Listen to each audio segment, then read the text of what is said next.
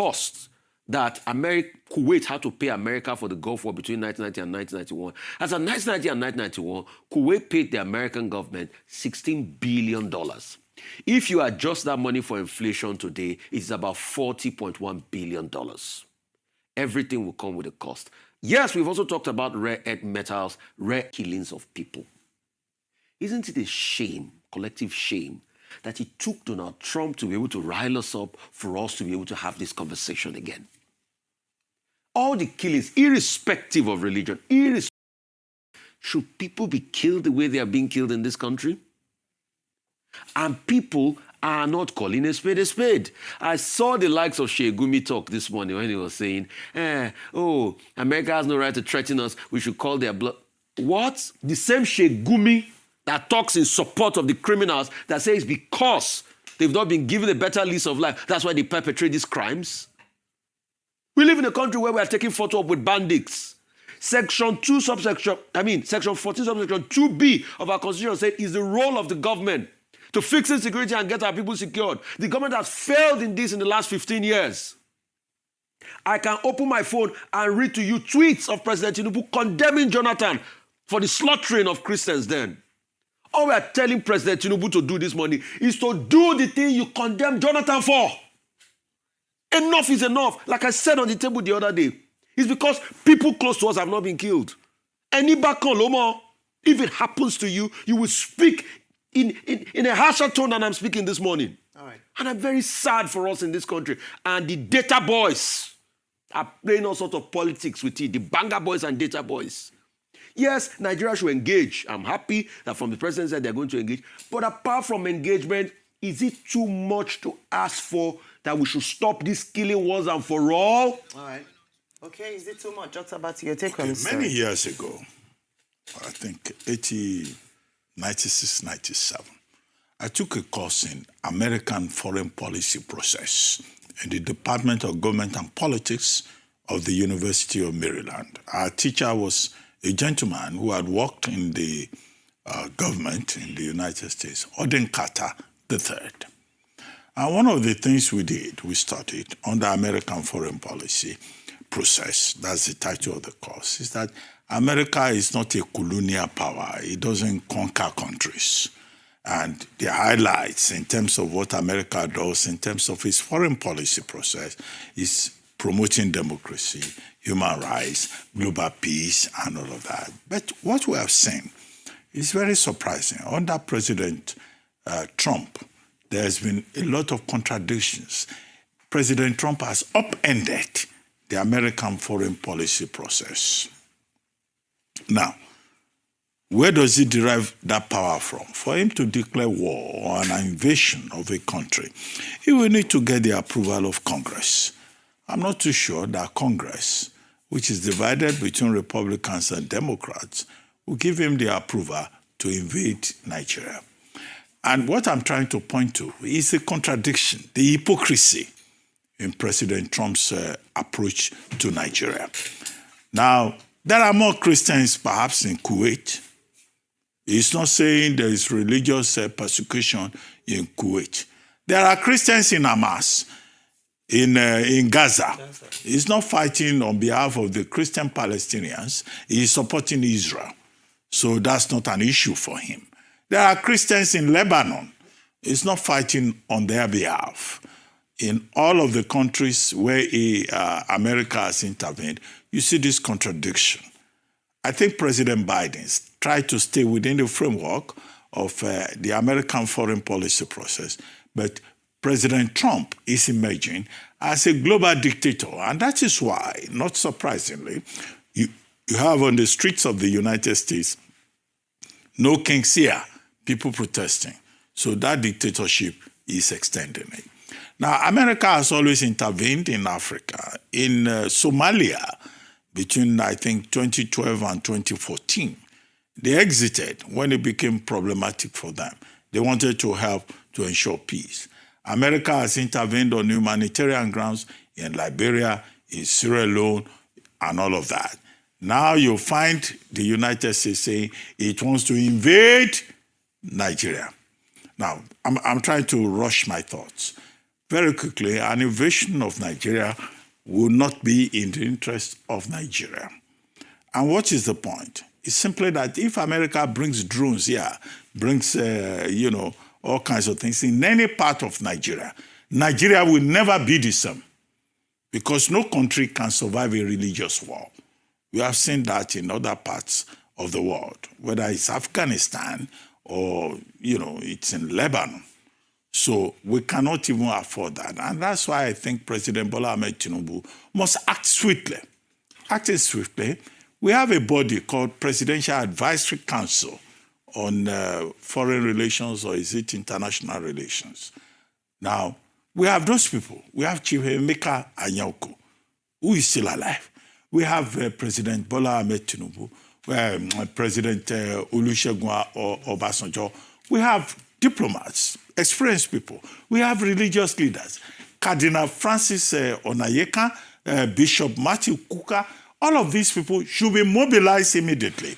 And there should be diplomatic engagement for Nigeria to say, no, it is not true. We're having security challenges in Nigeria. After all, there's religious attacks, yes, by Boko Haram, what Trump calls the Islamist state. Yeah, Professor Zulum can confirm that yes, there is attack. But that attack is not just against Christians. All of us are in this pressure cooker lifestyle that we live in Nigeria. And I think President Tinubu struck the right note by saying, look, Nigeria is ready to work with the United States, to help us. After all, terrorism, banditry, being international, cross-border challenge. And the Nigerian government has always been asking for international help, either from the British or the French or the United States or from, regional countries within West Africa. If America invades Nigeria, it's not just only Nigerians that will suffer. The whole of West Africa will be destabilized. Okay, let's go a bit further. Now, Trump is fighting South Africa, trying to divide the country. Trump is now also fighting Nigeria on details that he doesn't understand. And I've seen some of them, Congressman Moore, Congressman Cole, Senator Ted Cruz, all these parachute politicians. In fact, the thing is so embarrassing that even Nicki Minaj put her mouth in the matter, saying, there's no religious freedom in Nigeria. Can Nicki Minaj just concentrate on anaconda, obligations and not talk about Nigeria? So all kinds of characters are talking. Now, part of the problem we have here is that even Nigerians, there are fifth columnists among us. If you go and check, one former governor said, Tinubu will not get second term. Is this about regime change? Is this an attempt to demonize the Tinubu administration, to stop, or to influence the process of 2027? That's a question right there. And the fifth columnists who are behind this, need to be cautioned. Freedom of expression, all the rights under Chapter 4, they have limits. And this is the time for Nigerians to be responsible and to know that the sovereignty of their country is important. People who have been gifted with a microphone, whether they are politicians or public affairs commentators, should be responsible in what they say. There is a book by Francis S. Merrill that talks about responsible journalism, responsible commentary. And I think at this time, President Tinubu needs all the support that he can get. And, it should be supported. But we're not just supporting him, we're supporting Nigeria. Finally, some people have said that this is about nemesis. In 2014, 2015, this discussion in Nigeria, Christians are being killed in Nigeria. America should do something about President Jonathan's administration. Yeah. Okay, yeah, it's the God of Jonathan that is now responding to them. So it looks like nemesis. But this is our country, and we have an obligation to defend this country. The same Americans, when America is at war, you see that all of them will come together. They will put Nigeria first. This is a test about the policy of putting Nigeria first. All of us are in distress, so whether we are Christians or enemies or Muslims, and that's the point that I've seen Omoyele Sowore making, that look, what we need is good governance. If this country is properly governed, if this country is at peace, Rufai just quoted section 14 sub 2B of the Nigerian Constitution. Security and welfare of the people. It is a reminder, finally, that the Tinubu administration needs to do more to secure this environment, to make it peaceful. But I don't subscribe to the argument that America is coming for our oil.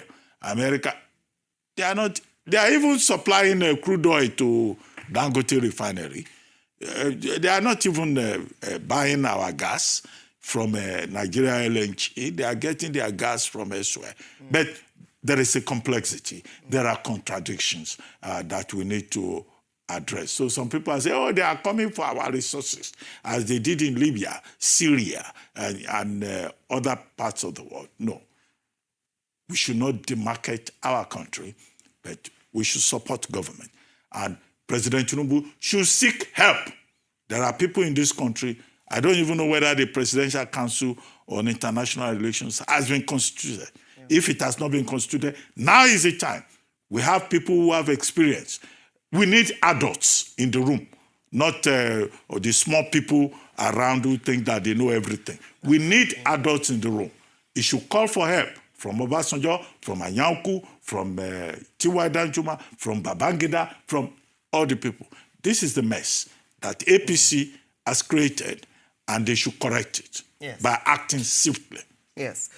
Action is what Nigerians are calling for. Like I said earlier, there have been a number of responses, reactions following the designation of Nigeria as a country of particular concern, and then further on, the diplomatic conversation or undiplomatic conversations have happened between countries of both, presidents of both countries.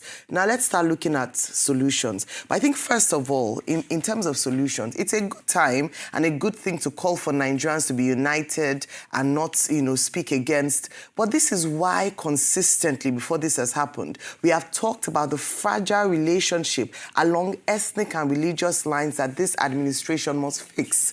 It was politicized heavily.